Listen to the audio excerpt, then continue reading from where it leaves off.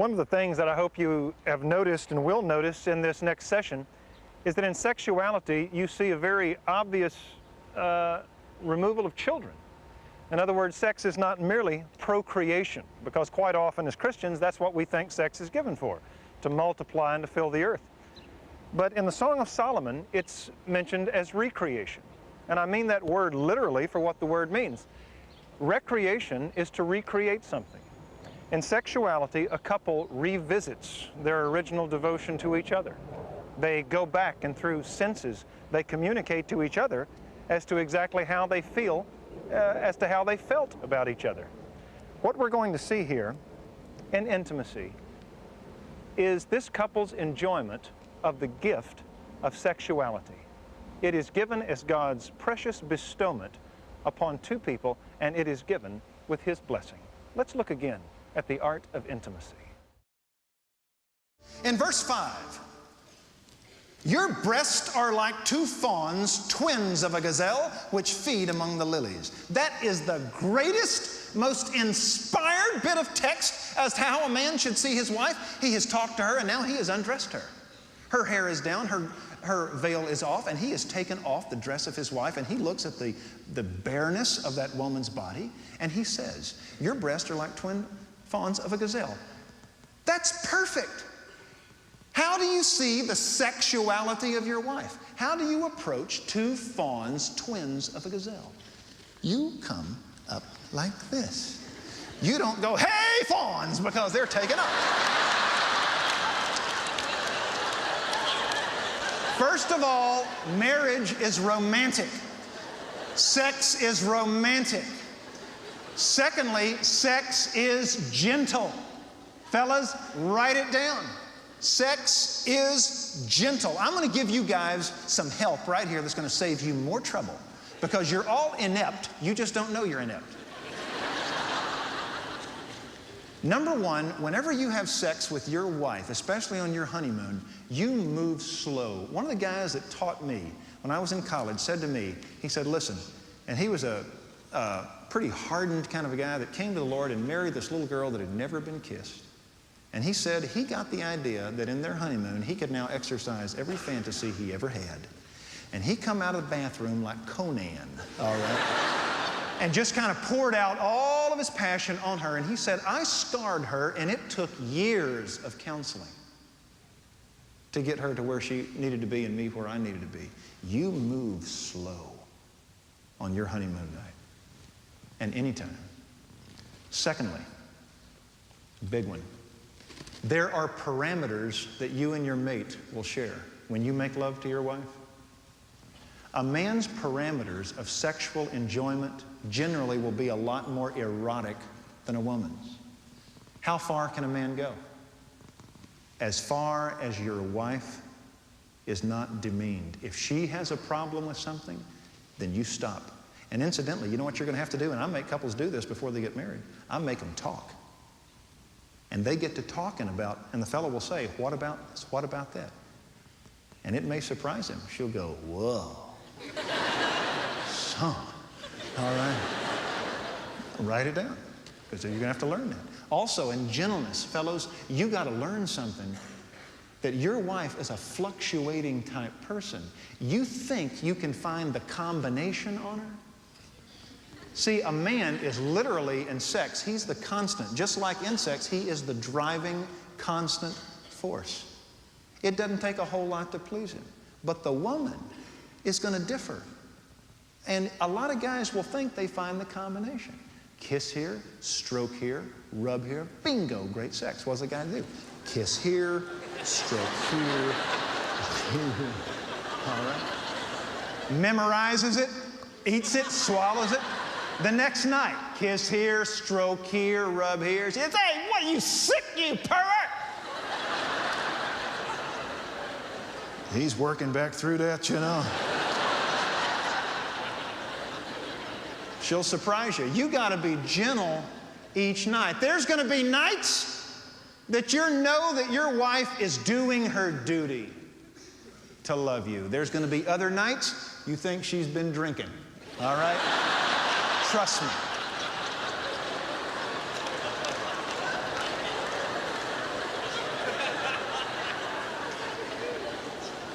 Here's a big one.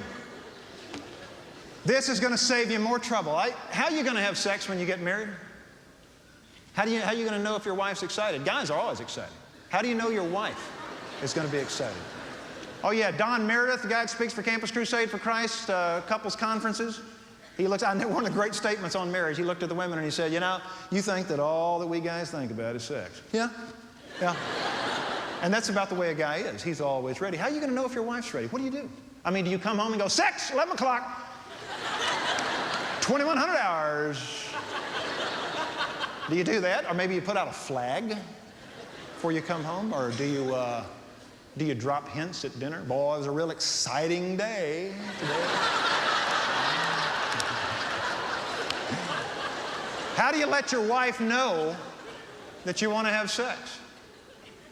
Well, what you do is you got signals, and you pick up signals. For some guys, it's a certain kind of perfume.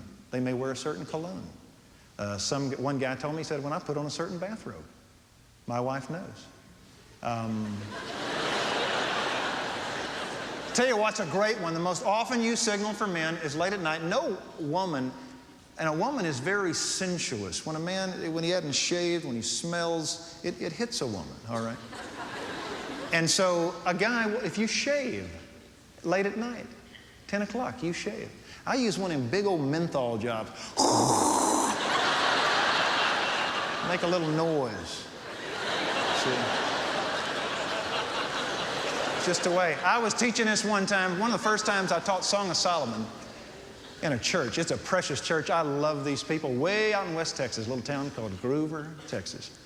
And I was teaching this, and the couple in the front row cracked up laughing. And it's because the wife will always, she said she would always go to bed with this red terry cloth bathrobe that had been handed down by her mother and her mother before her, all right, that women sleep in. Until when she was excited, she would put on something kind of nice, something kind of slick, something kind of, you know, some negligee. And a lot of times the guy wouldn't know it. And she said that he'll kind of crawl into bed, and a lot of times you pat your mate before you go to bed. He said, good night, sweetheart.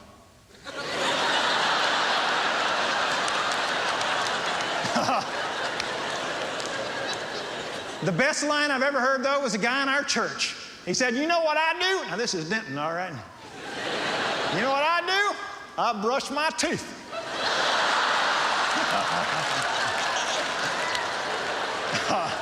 I said, no, brother, you're giving a signal when you don't brush your teeth. Now, those are just all things in sex that you got to be sensitive to. For a guy to have good sex, you've got to be cautious and patient and tender. You approach your wife like two fawns, twins of a gazelle.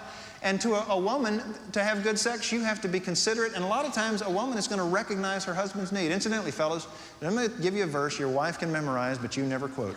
1 Corinthians 7. A woman does not have authority over her own body, but the man does. All right? That is your wife's to memorize. That is not yours to quote. And whenever she desires you, and there'll be a lot of times your wife is an act of obedience, will follow through, but there'll be a lot of times she'll say, sweetie, I just really don't feel, and that is quite all right. All right? You just go right to bed. You can chew on the headpost if you'd like to, but you just go right to bed.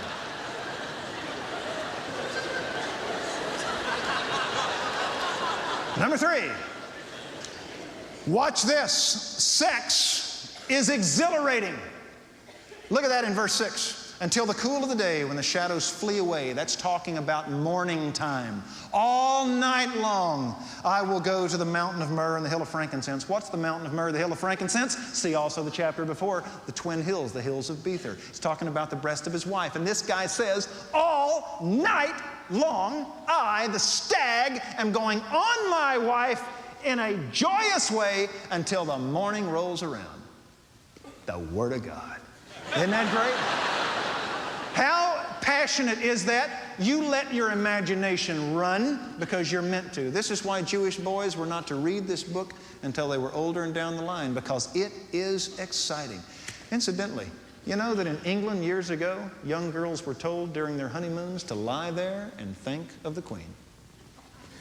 Meaning that you endure sex to have babies to fight for the empire. Isn't that terrible? It was an early Christian teaching that the original sin was sex. The original sin was sex. All night long, this stag is going to his twin mountains. You won't find that in a Navigator verse memory pack, all right?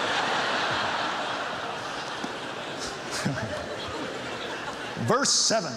Something else, fellows, is that sex is scary. That's number 4. Sex is frightening. Look how this fellow speaks to his wife. You are altogether beautiful, my darling. There is no blemish in you. Girls, do you remember in chapter 1 what she said? Don't stare at me because I am swarthy, the sun has burned me. Fellas, let me tell the most painful thing you can do to your wife is on her honeymoon night or at any time when your wife disrobes and you look at her naked body, you say something disparaging and she will never forget it and you will hurt her so deeply. All women tend to be self-conscious about their bodies, and there are some things that they would change. I knew of a couple once that was married, had a number of kids, 3, 4 kids, and had never seen each other naked. Now your question is, how? They would undress, keep the lights out, just get into bed, you know, and they would have sex. And that's a bad deal. No, this man lets her know.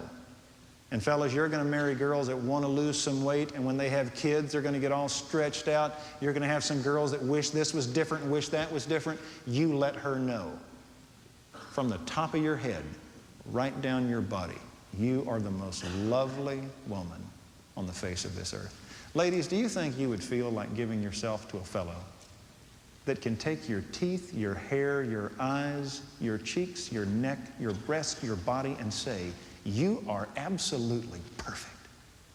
Of course you'd feel like giving yourself. This guy is a loving man. Incidentally, see also Ephesians 5, how Jesus sees us. He has washed us from every spot or wrinkle to present us holy and blameless before Him. There is no blemish in us. Verse 8, number 5, sex is the means of union in marriage. He says, come away from Lebanon, my bride. Come with me from Lebanon. Journey from the summit of Amana, from the summit of Senir, of Hermon, the den of lions, the mountains of leopards. He's calling her away, and the two are going to become one flesh. I'll tell you where my opinion is on this. Whenever I marry a couple and I say, I give you Mr. and Mrs. whatever, what God has joined together, let no man set asunder, actually, that is not a completely correct statement, because you are not one till you have sex. Paul went so far as to say that when you give yourself to a harlot, you're one body with her. When you have sex, you leave father and mother, you cleave, two become one flesh. That occurs at sex. You have a spiritual commitment, an emotional commitment, a financial commitment, a domestic commitment, and then you mesh your bodies. You mesh your emotions. You take your DNA, you wrap it around her DNA, you create a being in the image of God that looks like the both of you. That is oneness. And so marriage and sex is the means by which oneness occurs. And if I married a couple right here that walked out and they came back 2 months later and said, we have never consummated the union, we fought, we've got some problems, we've never come together, I personally would not consider that a marriage. I marry them in belief that they're going to consummate it. It's sex that brings that union. A minister pronounces you one in faith, that you will. In verse 9, sex is sensuous. You have made my heart beat faster, my sister, my bride. You've made my heart beat faster with a single glance of your eyes. That's sight. With a single glance of your necklace. Now watch verse 10, smell. How beautiful is your love, my sister, my bride. How much better is your love than wine, the fragrance of your oils than kinds of spices. He smells her. Verse 11, he touches her. Your lips, my bride, drip honey. Honey and milk are under your tongue. What kind of kiss is that? That is a French kiss. France did not become a country until the Treaty of Verdun in the 9th century AD. This is 1000 BC. It predates a French kiss by 19 centuries. No, this is a Hebrew kiss.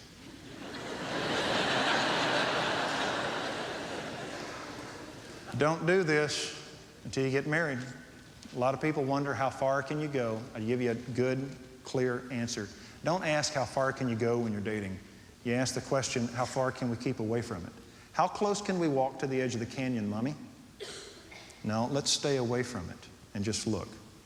But very specifically, you get into trouble when you are in a private place with prolonged kissing. Number one, kissing a person is meant to be frustrating. You are geared in kissing to go to intercourse. That's why God rigs it. When you start doing open mouth kissing, that is as sensuous a thing as you can possibly do. And so you stay out of those two things, and you'll keep yourself out of a lot of trouble. He keeps going. The fragrance of your garments is like the fragrance of Lebanon. Sex is sensuous. Now watch verse 12. Sex is holy. A garden locked is my sister, my bride, a rock garden locked, a spring sealed. A man's sexuality in the book of Proverbs is spoken of as a spring for very obvious reasons. Do not cast your springs into the street. That's what it's called for a man to go into a harlot. To take his sperm and to cast it into the dirt. The woman's sexuality, for obvious reasons, is called a well. A spring goes into a well. It's a classic picture. Fellas, do you notice what this fellow calls his wife prior to their sex act? He says she is a well of fresh water that is sealed. There is a spiritual hymen between this man and this woman. He will not touch her. Fellows, he has kept her a virgin. Marriage is for virgins. Now be encouraged. I know I'm not talking to 4,000 virgins around here. All right, a lot of us have stumbled. The wonderful thing about the Word of God isn't just that it gives you a standard. There's a person who died for the violation of it, and a Holy Spirit who can change your life to conform to it, and a Bible that can illumine your way in it. That's the neat thing about the Bible. It doesn't just take somebody pinned under a weight and tell them they're dumb or tell them to push harder. It helps you change. And so you can be pure and clean from this day on. You may be a person that you're about to get married with somebody and you've been sleeping together for 6 months. I could show you more couples that have had incredible past that turned it around and lived pure from that time on, and God blessed them. They still had to work through some weeds out there, but God blessed them greatly. This man keeps her pure. In verse 13, the garden that they kept the little foxes out of has now come to fruition. It's in bloom. Sexuality has been groomed, and this is maximum sex, as Josh McDowell calls it. Your shoots are an orchard of pomegranates with choice fruits, henna, nard and saffron, calamus, cinnamon, all the trees of frankincense, myrrh, aloes with the finest spices. The idea is, keep the little foxes for us, the foxes that are ruining our vineyard. They looked after them, and now this woman's body has come to maturity. Verse 15, the well is opened. Do you see it, fellas? Look at it. The well is now opened. Her sexuality is now given to him. You are a garden spring, a well of fresh water, and streams flowing from Lebanon. I'm sorry, but I don't take any great metaphysical interpretation of that. I think the interpretation of that is as blatant as you can see. It is the sexuality and the anatomy of that woman.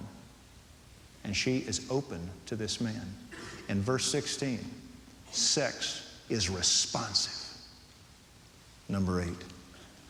She says, now ladies, watch this. What's the phrase this man has said to her twice in the book? Ladies, have you caught it? Do not arouse or awaken love until it pleases.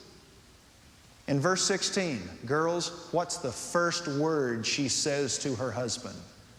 Awake. North wind, strong. Come, wind of the south, gentle, and make my garden breathe. Listen, that's the most erotic verse in the Bible.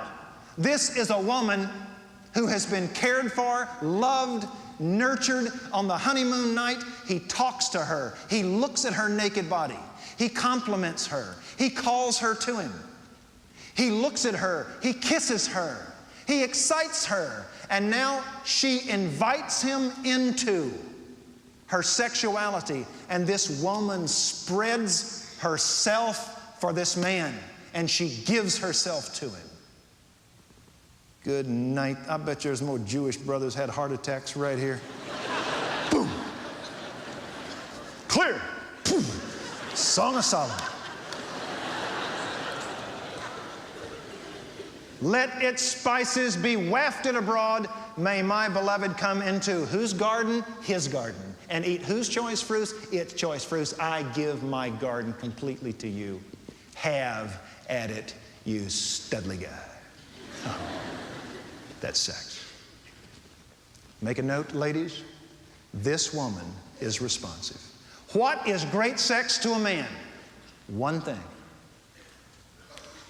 Great sex to a man is responsiveness.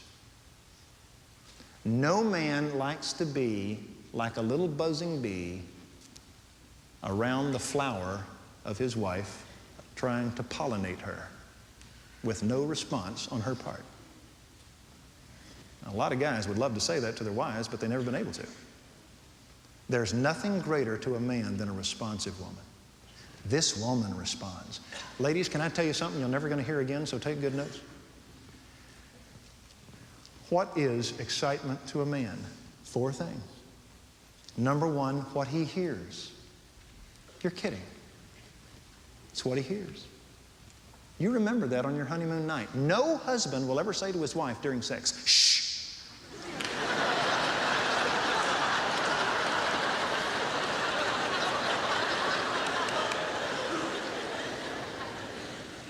Matter of fact, I had a little girl one time, I was getting ready to do her marriage. I walked in, I always shake the guy's hands, talk to him.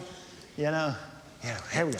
I'll go to the young girl sitting in there and I'll pray with her, you know, and talk with her. She's excited. And she looked up at me, and she was a girl in our church. It was like a daughter to me. She looked at me with these big eyes and she said, Tommy, what do I do? I said, well. And I let her know. I said, whatever you feel, you tell him. It's the most exciting thing to a man. You tell him how you feel. And there's going to be a lot of education you have to do with your husband. So first, it's sound. You know what the second thing is? It's what he sees. It's exciting to a man what he sees. Ladies, invest after you get married. Remember this. Invest in negligés.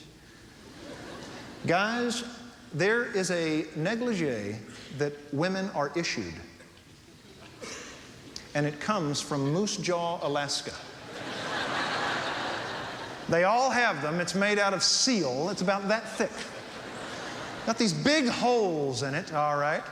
And it was passed down from generations to generation.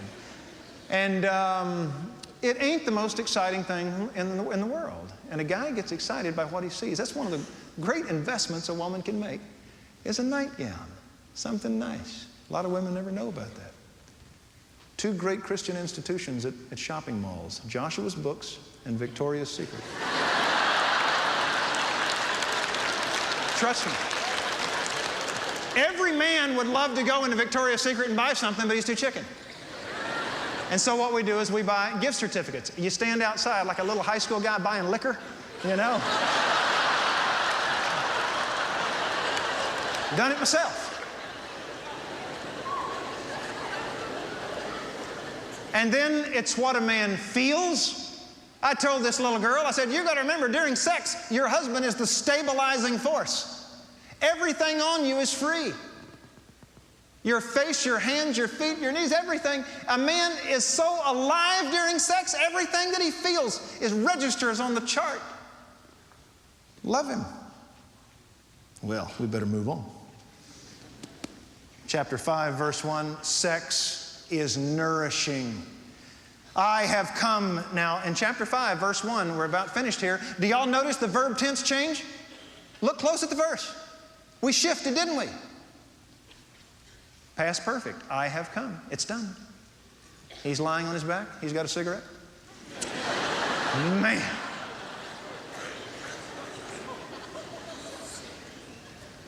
That'll get some looks, won't it, on the video? All right. Question. I have come into my garden, my sister, my bride, my myrrh, my balsam, my honeycomb, my honey, my wine, my milk. But did you see what's mentioned 9 times? You're mine, mine, mine, mine, mine, mine, mine, mine, mine.